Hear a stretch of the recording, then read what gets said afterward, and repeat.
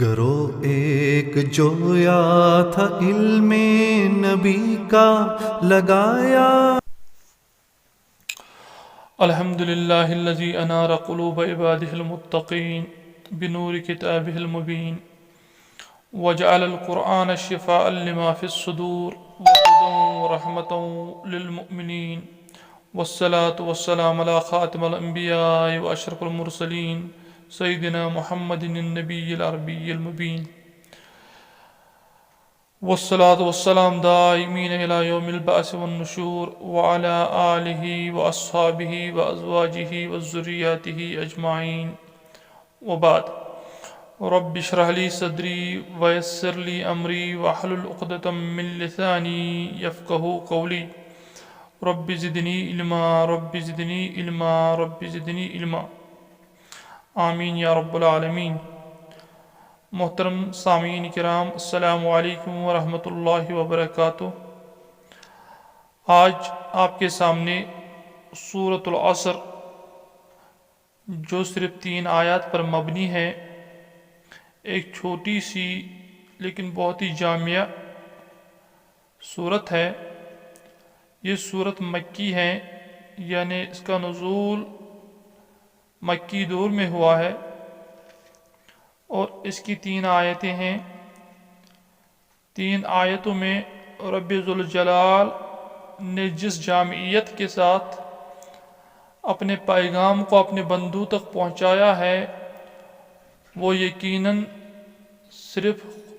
کلام خداوندی ہی ہو سکتا ہے کہ اتنے کم الفاظ میں اتنی جامعیت اور اتنا کمال اور اتنا بڑا پروگرام بنی نوع انسان کے لیے اللہ پاک نے اس کے سامنے رکھ دیا ہے. گو کہ پوری زندگی کی حقیقت اور پوری زندگی کے لیے ایک نسخہ کیمیا اس کے ہاتھ میں، اس کے پاس صرف 3 آیات کے مجموعے میں بھیج دیا ہے. اللہ پاک اس صورت میں زمانے کی قسم کھا کے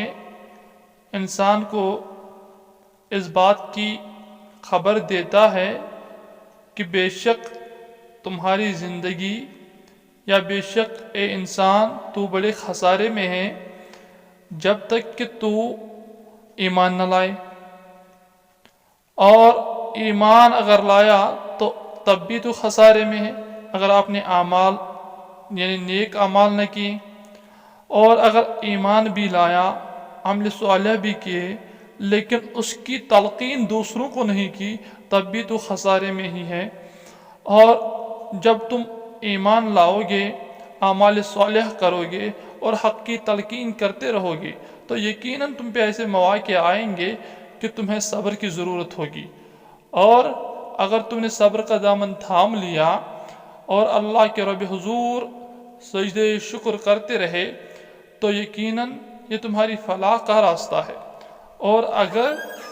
آپ شکر کے بجائے ناشکری کی طرف موڑ آئے، یا صبر کے موقع پہ آپ نے بے صبری دکھا دی اور اپنے راہ حق پہ چلنے کو منقطع کیا، تو یقیناً پھر بھی تم خسارے میں ہی ہو. یہ قرآن کریم کی ایک مختصر سی صورت ہے جس کے الفاظ یوں ہیں: اعوذ باللہ من الشیطان الرجیم، بسم اللہ الرحمن الرحیم. والعصر ان الانسان لفی خسر الا الذین آمنوا وعملوا الصالحات وتواصوا بالحق وتواصوا بالصبر. صدق اللہ العظیم. اس میں جو واو پہلے آیا ہے عصر سے پہلے، العصر سے پہلے، تو اس واو کو واو قسمیہ کہا جاتا ہے. جس طرح پچھلے دروس میں الف لام کی کچھ قسمیں ہمارے سامنے آئیں، اسی طرح با کی کچھ قسمیں سامنے آئیں، تو یہاں واو کی بھی کچھ قسمیں ہیں جس میں واو عطف، واو کی اور قسمیں ہیں، اور تو یہ جو واو یہاں پہ استعمال ہوا ہے یہ واو قسمیہ ہے. تو واو سے مراد جیسے ہم واللہ بولتے ہیں، وہ واللات بولتے تھے، والعزا بولتے تھے، لات و عزا کی قسم کھاتے تھے کفار. تو یہاں والعصر اللہ عز و جل عصر کے وقت کی قسم کھاتے ہیں یا زمانے کی قسم کھاتے ہیں. مفسرین نے اس میں بہت سے اقوال پیش کیے ہیں. تو مختصراً زمانے کی قسم کھا کر اللہ تعالیٰ نے آگے ایک ایسی حقیقت کو ہمارے سامنے رکھ دیا ہے کہ انسان کی فلاح کے لیے جو راستہ ہمیں چاہیے تھا، جس کے لیے اللہ سے ہم نے مانگا تھا اہدنا الصراط المستقیم، تو اس کے تفسیر میں اللہ نے یہاں پہ ہمیں جواب دیا ہے کہ ان الانسان، بے شک جو انسان ہے، لفی خسر، بالتحقیق وہ خسارے میں ہے. خسارہ کس سے کہتے ہیں؟ کہ انسان کا دیوالا پر نکل جائے، انسان کے پاس کچھ بھی نہ رہے، انسان ذلیل و خوار ہو جائے، انسان کی جو اپنی امنگیں تمنائیں ہوتی ہیں ان میں وہ ناکام ہو جائے، تو اس کو خسارہ بولتے ہیں. تو یہاں اللہ پاک فرماتے ہیں کہ ان الانسان لفی خسر، بے شک انسان خسارے میں ہے. اور آگے الا الذین، الا جو ہے اس کو استثناء کہتے ہیں، سوائے ان لوگوں کے استثناء رکھا گیا کہ سبھی خسارے میں ہیں، لیکن اس میں سے کچھ بچ جائیں گے جن کا تذکرہ آگے آئے گا. تو وہ کون ہے؟ الا الذین، وہ لوگ ہیں آمنوا، جنہوں نے ایمان لایا. ایمان کی بحث تو بہت بڑی ہے، لیکن یہاں یہ ہے کہ مختصراً اس کو بیان کیا جائے کہ یہ تو اللہ کی ذات، اس کے صفات کا اقرار باللسان و تصدیق بالقلب ہے. اللہ کے احسانات کا، اللہ کے کمالات کا، اللہ کی صفات کے ساتھ اس کا اقرار اور دل سے اس کی تصدیق کہ وہ اکیلا ہی معبود ہے، تو اس کو ہم ایمان کہیں گے. وَعَمِلُوا الصَّالِحَاتِ، اور وہ نیک اعمال کرتے ہوں. یعنی سارے لوگ خسارے میں ہیں، صرف وہ بچ جائیں گے جنہوں نے ایمان لایا اور ایمان کے بعد نیک اعمال کیے. آگے وَتَوَاصَوْا بِالْحَقِّ، اور ایک دوسرے کو حق کی تلقین کرتے رہے، حق پہ ابھارنے کی کوشش کرتے رہے. اور چوتھی چیز جو ہے بچنے والوں کے لیے، نجات پانے والوں کے لیے، خسران سے بچنے والوں کے لیے، وہ وَتَوَاصَوْا بِالصَّبْرِ ہے. اور جب ان کو وَتَوَاصَوْا حق کر کے ایمان اور اعمال صالحہ کی راہ میں اور وَتَوَاصَوْا بِالْحَقِّ کی راہ میں مشکلات درپیش ہوں، تو اس حالت میں وہ کیا کریں گے؟ وَتَوَاصَوْا بِالصَّبْرِ، خود بھی صبر کریں گے اور اپنے ملحقین کو بھی صبر کی تلقین کریں گے. گو کہ اس صورت کی فضیلت میں بہت ساری احادیث وارد ہوئی ہے، نازل ہوئی ہیں، لیکن ایک حدیث مشہور ہے جو حضرت عبید اللہ رضی اللہ تعالی عنہ سے منقول ہے کہ صحابہ جب بھی ملتے تھے وہ تب تک جدا نہیں ہوتے تھے جب تک ایک دوسرے کو سورۃ العصر نہ سناتے تھے. یعنی کہ دو صحابہ یا دو سے زیادہ صحابہ جب بھی ملتے تھے تو اس سورت کی تلاوت کر کے ہی وہ جدا ہوتے تھے. یعنی اس سورت کی اتنی عظمت ہے، اتنی فضیلت ہے، اور اس کا جو سبق ہے وہ اتنا اہم ہے کہ ہر مجلس میں صحابہ ایک دوسرے کو اس کی یاد دہانی کرتے تھے تاکہ وہ اپنی اصلی زندگی کا اصلی مقصد سے وہ دور نہ ہو،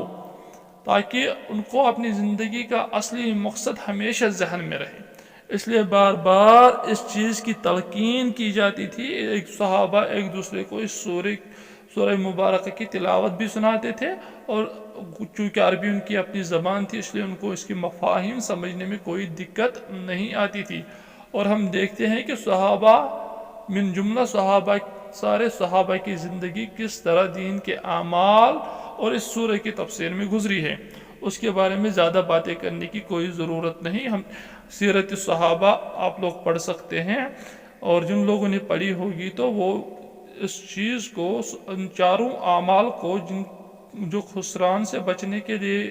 دوا کے طور پہ دی گئے ہیں، تو وہ صحابہ کی زندگی میں خوب جھلک رہے ہیں، اس کا نمونہ وہ دیکھ سکتے ہیں. امام شافعی رحمۃ اللہ علیہ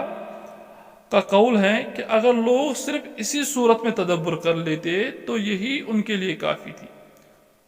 کہ اگر صرف کم سے کم اسی ایک صورت پہ تدبر کیا جاتا تو انسان کی زندگی نافع بنانے کے لیے،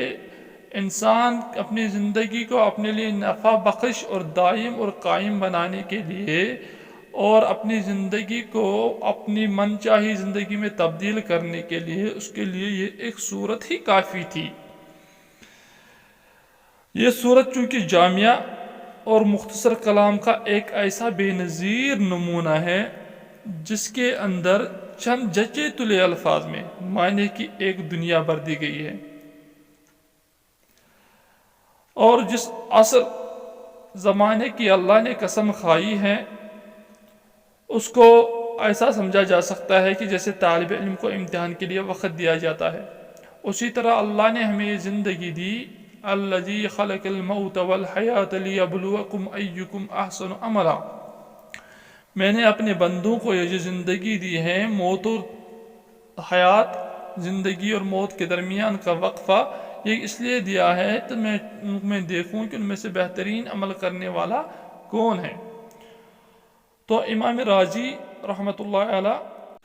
اس صورت کی تفسیر میں ایک بزرگ کا واقعہ نقل کرتے ہیں کہ میں نے سورۃ العصر کی تفسیر اور اس کا مطلب ایک برف فروش سے سمجھا جو بازار میں آواز لگا رہا تھا کہ رحم کرو اس شخص پر جس کا سرمایہ پگھلا جا رہا ہے، رحم کرو اس شخص پر جس کی برف گلی جا رہی ہے، رحم کرو اس شخص پر جس کی برف پگھلی جا رہی ہے، چلا رہا تھا رحم کرو کہ جس کا سرمایہ ختم ہو رہا ہے۔ تو میں نے یہ سمجھا کہ اس کی بات میں کچھ دم ہے، تو میں یہ سمجھا کہ سورۃ العصر جو ان والعصر ان الانسان لفی خسر ہے، اس کا مطلب یہی ہے کہ عمر جو فرصت اور مدت اللہ نے انسان کو عطا کی ہے وہ برف کے ہی مانند ہے جو ہر گزرتے لمحے کے ساتھ بہت تیزی سے پگھلتی رہتی ہے، اور تیز رفتاری سے گزرتا ہوا زمانہ یہ گواہی دے رہا ہے کہ ان چار صفات سے خالی ہو کر انسان جن کاموں میں اپنی مہلت عمر کو صرف کر رہا ہے وہ سراسر خسارے میں ہی ہے۔ یا مان لو اس کی صورت اس طالب علم کی سی ہے جو امتحان کے لیے مقررہ وقت میں اپنا پرچہ حل کرنے کے بجائے کسی اور کام میں وقت صرف کر رہا ہو۔ یا یوں مانا جائے کہ ہر گزرتے سانس کے ساتھ ہماری عمر کا ایک ایک لمحہ ایک ایک جز کم ہوتا جا رہا ہے۔ اس صورت کو مختصراً اس انداز میں سمجھا جا سکتا ہے کہ اللہ نے انسان کو جو مہلت عطا کی ہے، وقت کی جو نعمت اللہ نے انسان کو عطا کی ہے، جس وقت کا اچھے سے استعمال کر کے انسان اپنے لیے جنت کا سامان مہیا کر سکتا ہے، اس وقت کی انسان کو قدر کرنی ہے اور انہی چار چیزوں میں اپنی زندگی کو صرف کرنا ہے تاکہ وہ آخری خسران سے اخروی خسران سے خود کو محفوظ کر سکے۔ حالانکہ ہم اپنی زندگی اور وقت کی قدر نہیں کرتے، حالانکہ ایک سیکنڈ بھی وقت کی بہت بڑی مقدار ہوتی ہے۔ اسی ایک سیکنڈ میں روشنی 1,86,000 میل کا راستہ طے کر لیتی ہے، اور خدا کی خدائی میں بہت سی چیزیں ایسی بھی ہو سکتی ہیں جو اس سے بھی زیادہ تیز رفتار ہوں، خواہ وہ ابھی ہمارے علم میں ہوں یا نہ ہو۔ اس لیے جو وقت اللہ نے انسان کو اپنی جنت حاصل کرنے کے لیے دیا ہے، اپنی رضا حاصل کرنے کے لیے دیا ہے، انسان کو چاہیے کہ اس وقت میں انسان ایمان کو سیکھے، نیک اعمال میں اپنا وقت گزارے اور حق کی تلقین کرتے رہے۔ جہاں بھی انسان برائی دیکھے اس کے خلاف آواز اٹھائیں، اور جہاں نیکی کرنے کا موقع ملے، نیکیوں کے حکم کرنے کا موقع ملے تو وہاں بھی انسان پیچھے نہ رہے، اور اس کے ساتھ اور جہاں انسان کے حد اختیار میں یہ ہو کہ وہ کسی برائی کو اپنے ہاتھ سے روک سکے یا زبان سے روک سکے یا کم سے کم قلب میں ہی اس کو برا سمجھے، اور جب کوئی اللہ کی طرف سے کوئی مصیبت یا کوئی سختی یا کوئی مشکلات درپیش ہوں تو اس وقت صبر کا دامن تھامے اور دوسروں کو بھی صبر کی تلقین کرے۔ اللہ کرے کہ ہمیں اس صورت کے میں جو 4 صفات مومنین اور خسران سے بچنے والوں کے لیے بیان کیے گئے ہیں، اللہ کرے کہ ہمیں اس صفات موجود ہوں، اور اللہ کرے اگر اس صفات موجود نہیں تو اللہ اس کے اسباب پیدا کرے کہ یہ ہم صفات ہم میں اکمل انداز میں پیدا ہوں، اور جو بھی کوتاہی ہم سے ابھی تک ہوئی ہے اللہ اس کو معاف فرمائے اپنے فضل و کرم سے، اور آگے ہماری زندگی انہی 4 رہنما اصولوں کے تحت گزارنے کی ہمیں توفیق عطا فرمائے۔ اور اللہ سے یہ بھی دعا ہے کہ یہ اللہ ہمارے لیے قرآن فہمی کے دروس کو نافع اور ہمارے آخرت کی سرخ روئی کا ذریعہ بنا لے۔ آمین یا رب العالمین۔ والسلام علیکم ورحمۃ اللہ وبرکاتہ۔